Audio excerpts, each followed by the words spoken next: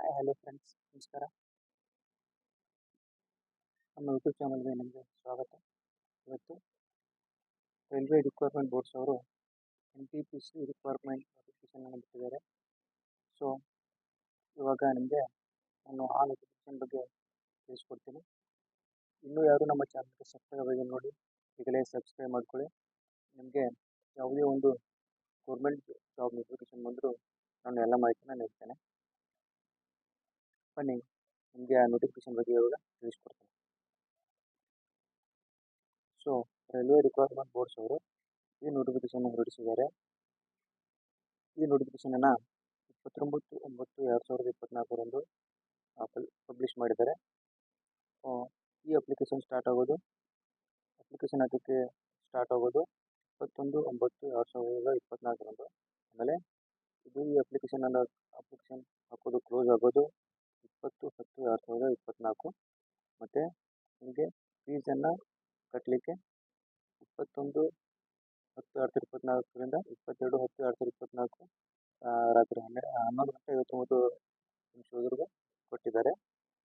ಮತ್ತು ಏನಾದರೂ ಸ್ವಲ್ಪ ತೊಂದರೆಗಳಾದಲ್ಲಿ ತಿದ್ದುಪಡಿಗೆ 23/10/2024 1/11/2024 ಟೈಮ್ ಕೊಟ್ಟಿದ್ದಾರೆ. ಸೊ ಅವಾಗ ನೀವು ಏನೇ ತಪ್ಪಾದರೂ ಅದನ್ನು ಕರೆಕ್ಷನ್ ಮಾಡ್ಕೋಬೋದು. ಸೊ ಇದರಲ್ಲಿ ಯಾವ್ಯಾವ ಪೋಸ್ಟ್ಗೆ ಹೈರಿಂಗ್ ಆಗಿದೆ ಅಂತ ನೋಡೋಣ. ಇದರಲ್ಲಿ ಫಸ್ಟ್ನೇದಾಗಿ ಕಮರ್ಷಿಯಲ್ ಕಮ್ ಟಿಕೆಟ್ ಕ್ಲರ್ಕ್, ಇದಕ್ಕೆ ಹೈರಿಂಗ್ ಆಗಿದೆ.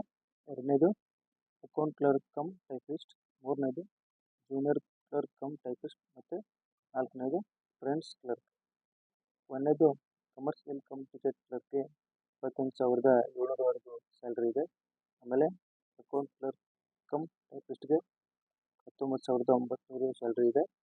ಮೂರನೇದು junior clerk come typist 19,900 salary ಇದೆ. ನಾಲ್ಕನೇದು ಫ್ರೆಂಡ್ಸ್ ಕ್ಲರ್ಕ್ 19,900 ಸ್ಯಾಲ್ರಿ ಇದೆ ಇದರಲ್ಲಿ.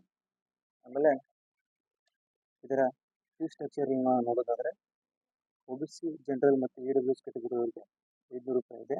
ಆಮೇಲೆ SC ST ಫೀಮೇಲ್ ಕ್ಯಾಂಡಿಡೇಟ್ಸ್ ಅವರಿಗೆ 250 ರೂಪಾಯಿ ಇದೆ. ನೀವು ಈ ಅಪ್ಲಿಕೇಶನ್ ಹಾಕುವಾಗ ನಿಮ್ಮ ಅಕೌಂಟ್ ಡೀಟೇಲ್ಸನ್ನು ಕೊಡಿ.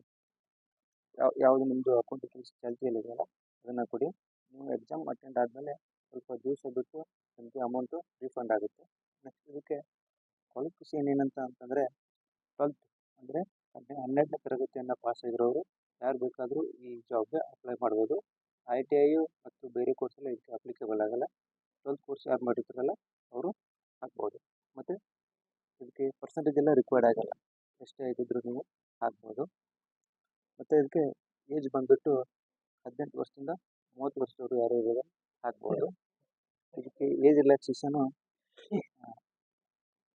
SC ST ಅವರಿಗೆ 5 ವರ್ಷ ಕೊಟ್ಟಿದ್ದಾರೆ. ಮತ್ತು ಈ ಎಕ್ಸಾಮನ್ನು ನೀವು ಕನ್ನಡದಲ್ಲಿ ಕೂಡ ಬರಿಬೋದು. ಎಲ್ಲರೂ ಎಕ್ಸಾಮನ್ನು ಹಿಂದಿ ಆಮೇಲೆ ಇಂಗ್ಲೀಷಲ್ಲಿ ಅಂತ ಬಿಟ್ಟಿರ್ತಾರೆ. ಇಲ್ಲ, ಈ ರೈಲ್ವೆ ಎಕ್ಸಾಮ್ ಕೂಡ ನೀವು ಕನ್ನಡದಲ್ಲಿ ಕೂಡ ಬರಿಬೋದು. ಮತ್ತು ನೀವು ಬೇರೆ ಎಕ್ಸಾಮ್ ಥರ ಈ ಎಕ್ಸಾಮ್ನಲ್ಲಿ ಸೆಂಟ್ರನ್ನ ನೀವೇ ಚಾಯ್ಸ್ ಮಾಡೋ ಥರ ಇರಲ್ಲ. ನೀವು ಎಕ್ಸಾಮ್ ಅಪ್ಲಿಕೇಶನ್ ಹಾಕೋಕ್ಕೆ ಹೋದಾಗೂ ಇದು ನಿಮ್ಗೆ ಏನು ತೋರಿಸಲ್ಲ, ರಿಕ್ವೈರ್ಮೆಂಟ್ ಅವರು ಏನು ಕೊಡ್ತಾರಲ್ಲ ಅದೇ ಅದನ್ನೆಲ್ಲ ಬರೀಬೇಕು. ಆಮೇಲೆ ನಿಮಗೆ ಸೈಬರ್ ಸೆಂಟ್ರಿಗೆ ಅಪ್ಲಿಕೇಶನ್ ಹೋದಾಗ ಡಾಕ್ಯುಮೆಂಟ್ಸ್ ಏನು ನೀಡ್ ಆಗುತ್ತೆ ಅಂದರೆ SSLC mark card, card certificate, ಮತ್ತು ಬ್ಯಾಂಕ್ ಡೀಟೇಲ್ಸು, ಆಮೇಲೆ PUC ಮಾರ್ಕ್ ಕಾರ್ಡ್, ಮತ್ತು ಒಂದು ಪಾಸ್ಪೋರ್ಟ್ ಸೈಜ್ ಫೋಟೋ. ಇವನ್ನೆಲ್ಲ ತಪ್ಪದೆ ತೊಗೊಂಡೋಗಿ. ಪಾಸ್ಪೋರ್ಟ್ ಸೈಜ್ ಫೋಟೋ ಯಾರ ಹತ್ರ ಏನಾದರೂ ಇಲ್ಲ ಅಂದರೆ ಇವಾಗಲೇ ಹೋಗಿ ತೆಗೆಸ್ಕೊಳ್ಳಿ, ಆಯಿತಾ ಫ್ರೆಂಡ್ಸ್. ಮತ್ತು ನಿಮ್ಮ ಫ್ರೆಂಡ್ಸ್ಗೆಲ್ಲ ಯಾರಿಗಾರು ಗೊತ್ತಿಲ್ಲ ವಿಡಿಯೋನ ಶೇರ್ ಮಾಡಿ.